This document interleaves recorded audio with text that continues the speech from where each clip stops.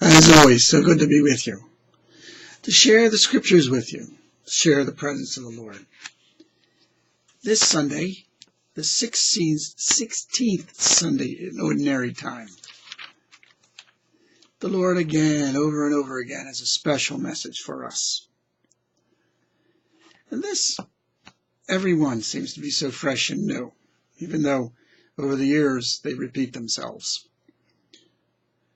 Here he compares the good shepherd to the bad shepherd, to the shepherds who are only interested in themselves and their own interest, and are not interested in shepherding the flock. They're in it for what they can get out of it for themselves. Whereas the good shepherd is concerned for his flock, has a genuine concern for those whom he is leading. The first reading from Jeremiah chapter 23, verses 1 to 6, plus the Psalm 23, the Psalm responsorial Psalm, convey the idea of the Good Shepherd. I'll extract some ideas from both. The people who are led by the Good Shepherd no longer fear or tremble. They're able to say, each individual, there is nothing I shall want. The Good Shepherd leads us in right paths. He's concerned that we're going in the right direction and not wandering off lost. He keeps the flock together and he does not allow them to scatter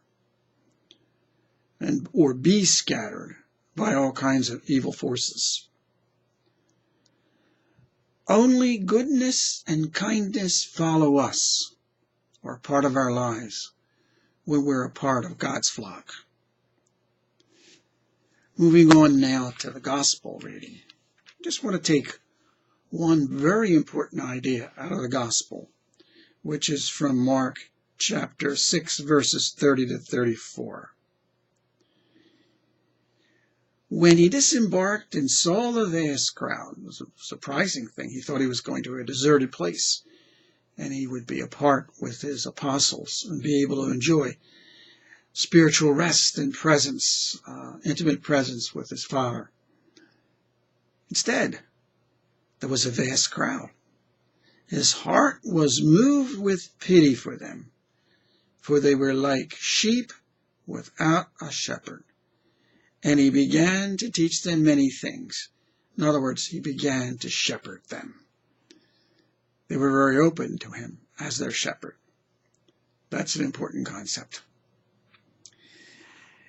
Moving on to the second reading, Paul's letter to the Ephesians, chapter 2, verses 13 to 18. It might help you to fill in a little better what's going on here. If you get your Bible and go to Ephesians chapter 2 and start from the beginning of chapter 2 and go all the way through this section that we have here through 13 to 18, to give you a little bit more of the context of what he's saying. Anyhow, right here, he's talking about the chosen people, the Hebrew people, the Jewish people, and those who are not chosen. I always like to refer to those who are not chosen as the rejected people. If you're not chosen, then you're rejected. Why did God do this? Why did Yahweh do that? I always think of it as setting up this scenario so as to show his goodness. The background of, if everyone was chosen in those Old Testament times and no one was rejected, it'd be harder to see God's goodness because it's against the background of those who live in darkness that we can see the people who live in the light. We could see the Hebrew people, the chosen people.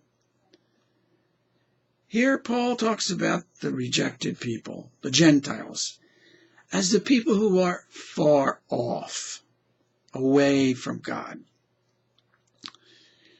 And Jesus comes abolishing the law.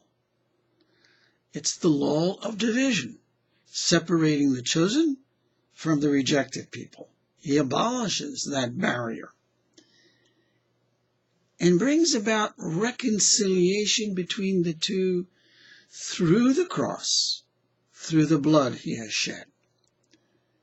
Now the two, both, are made into one, and both are at peace with God. May the peace that only God can give us be ours this day, be ours each and every